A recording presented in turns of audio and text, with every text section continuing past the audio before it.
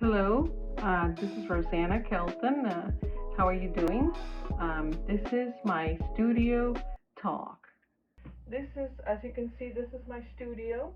I work in a very small room. These are some of the transchrome.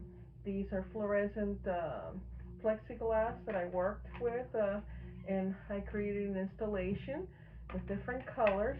See, I have like different colors of plexiglass, and then I also use different lighting for the installation to show chromatic induction. You know, the transchrome.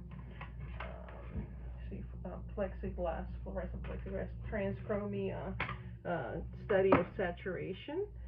And then also I have here some of the silk screen, which I have been working with, and I'm getting a bigger silk screen so that I can do more silk, silk screen work. And some of these, which you have not seen, these are some of my silk screen paintings, which they're not paintings, they're prints, but I'm working on that.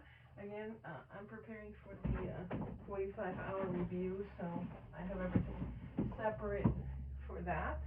And this is my studio. See, this is an example of the acrylic, large acrylic plexiglass, and it's a very large piece. See, it is 24 by 48, and I'm using these to do the study of saturation in the form of the transchrome. So you can see when you put this yellow and this pink together, you get like a reddish color here.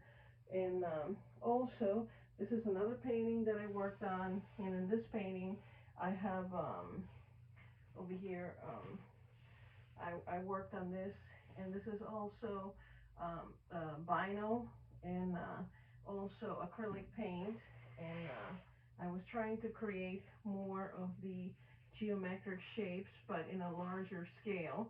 So this is really a 36 by 48 painting, and I want to do some of the prints, silk screens with this size, with a larger size. Hello, this is Rossana Kelton, and this is my body of work. I deliver dynamic movement of hues by using repeated forms and geometric shapes with bright colors and robust textures in my work.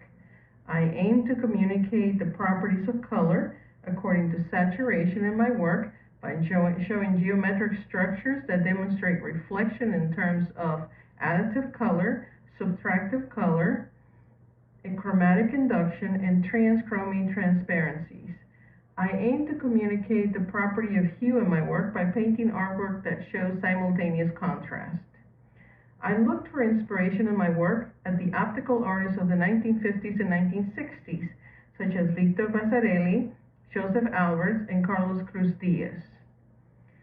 Some of my work is in fluorescent plexiglass, which studies color saturation and the fragmentation from the plane, and the liberation of color from a form in transchrome fluorescent plexiglass transparencies.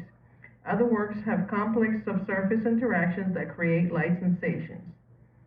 Since I am blind in my right eye, I process information differently from most everyone else, and I have less depth perception and field of vision.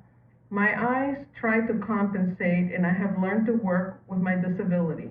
I do not look at my lack of vision as an obstacle, but rather as an experience. I have learned to grow from this experience.